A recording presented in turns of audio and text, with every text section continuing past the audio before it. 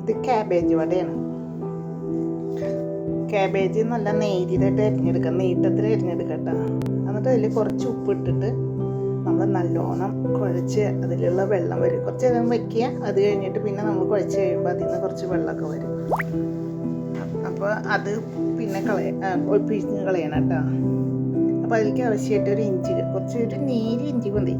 പച്ചമുളക് ഒരു 3 എണ്ണം, പിന്നെ വേപ്പില, സബോള ലാസ്റ്റത്തെ പിഴിച്ചിലിന് ഒരു പിടി മാറ്റി കഴിയുമ്പോൾ സബോള ബാക്കിയുള്ള ക്യാബേജിലിട്ടിട്ട് പിഴിഞ്ഞ് അതിലത്തെ ചളിയും കൂടി കളയണം കേട്ടോ. എന്നിട്ട് പിന്നെ അത് നമ്മളിങ്ങനെ ഉരുളകളൊക്കെ എന്തോരം പൊടി വേണമെന്ന് അറിയാനായിട്ട്, അല്ലെങ്കിൽ പൊടി വല്ലാണ്ടായി പോകും. എന്നിട്ട് ബാറ്റർ തയ്യാറാക്കാനേ. അപ്പോൾ ഇതിപ്പോൾ ഒരു 5 ഉരുള ചെറുത്, അപ്പോൾ അതിനനുസരിച്ച് പൊടി എടുക്കുക. ഞാനിവിടെ പൊടി എടുത്തത് 2.5 സ്പൂൺ കടലമാവും 2 സ്പൂൺ കടലമാവും 1 സ്പൂൺ അരിമാവും എടുത്തത്. പിന്നെ അതിലേക്ക് കുറച്ച് മുളക് പൊടി, മഞ്ഞൾ പൊടി, കായം, ഒരു നുള്ളുലുവിയും അതും കൂടി ഇട്ടിട്ട് കുറച്ച് വെള്ളം ഒഴിക്കട്ടെ. ഈ വെള്ളം ഞാൻ കായം ഇതിലാണ് കലക്കിയത്, അതുകൊണ്ടാണ് ആ വെള്ളം ഒഴിച്ചത്. അങ്ങനെ ക്ലിയർ അല്ലാത്ത വെള്ളം തോന്നണത്, അല്ലെങ്കിൽ അതിൽ കട്ടയിട്ടിരുന്നുണ്ടെങ്കിൽ അതോടെ ഇരിക്കുക. ഞാൻ ഉരുളകളൊക്കെ അതിലിട്ടിട്ട് നല്ലോണം പീച്ച് ഒരു നമ്മൾ ചോറിടുന്ന തവിയിൽ, ആ തവിയിൽ ഇങ്ങനെ വെച്ചിട്ട് നടുവിലൊരു കുഴി വെച്ചാൽ ശരിക്കും കുഴി ഇട്ടിട്ട്, അല്ലെങ്കിൽ നമ്മൾ സ്പൂൺ കൊണ്ട് ഇങ്ങനെ കുഴി കുത്തുമ്പോൾ ചിലപ്പോൾ അത് വിട്ടുപോകും. അതിങ്ങനെ എണ്ണ പരട്ടി കഴിഞ്ഞിട്ട് നിങ്ങൾ അതിലിങ്ങനെ ഒരു കുഴി വെച്ചിട്ട് അതിലേക്കിട്ടിട്ട് അങ്ങനെ അതിപ്പോൾ നമ്മൾ ഇത്തിരി വലുതായി 5 ചെറിയ ഉരുളാക്കി വെച്ചത് നമ്മളിങ്ങനെ ഇട്ട് വന്നപ്പോൾ 4 ആയിട്ടാണ്. അത് നോക്കണ്ട. അപ്പോൾ 4 ഇതിന് ഉള്ള വൈറ്റ് സോസ് ഉണ്ടാക്കാൻ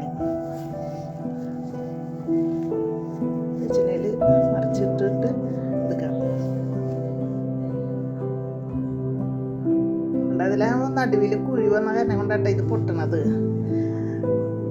നമ്മൾ കമത്തിയ കാരണം കൊണ്ട് ഇങ്ങനെ വെറുതെ സൈഡിൽ കൂടെ കണ്ട് ഇട്ടുണ്ടെങ്കിൽ ശരിക്കും വരും. അങ്ങനെ അത് ഉണ്ടാക്കി കഴിഞ്ഞാൽ നമുക്ക് വൈറ്റ് സോസ് ഉണ്ടാക്കാം. വൈറ്റ് സോസ് ഉണ്ടാക്കാനായിട്ട് 1 സ്പൂൺ നെയ്യ് ഒഴിക്കുക. അതിലേക്ക് 1 സ്പൂൺ മൈദമാവ് ഇടാം. അതിട്ട് നല്ലോണം അതിലിട്ട് വറക്കുക. നേരി തീയിൽ വെക്കണം കേട്ടോ. എന്നിട്ട് ഇത് വറുത്ത് കഴിഞ്ഞിട്ട് നല്ലോണം അതിൽ നെയ്യൊക്കെ പിടിച്ച് കഴിയുമ്പോൾ ഒരു നുള്ളു ഉപ്പിടുക, ഒരു നുള്ളു കുരുമുളക് പൊടി ഇടുക, കുറച്ച് പാലൊഴിക്കുക. പാലൊഴിച്ച് കഴിഞ്ഞാൽ ഡൈലൂട്ടാക്കാനായിട്ട്. അപ്പോൾ അതൊന്നും ഇങ്ങനെ ഇതായിട്ട് വരും. അപ്പോൾ അതിൽ കട്ടകൾ വരും. നമ്മൾ ആ കട്ടകളൊക്കെ ഉടയ്ക്കണം കേട്ടോ.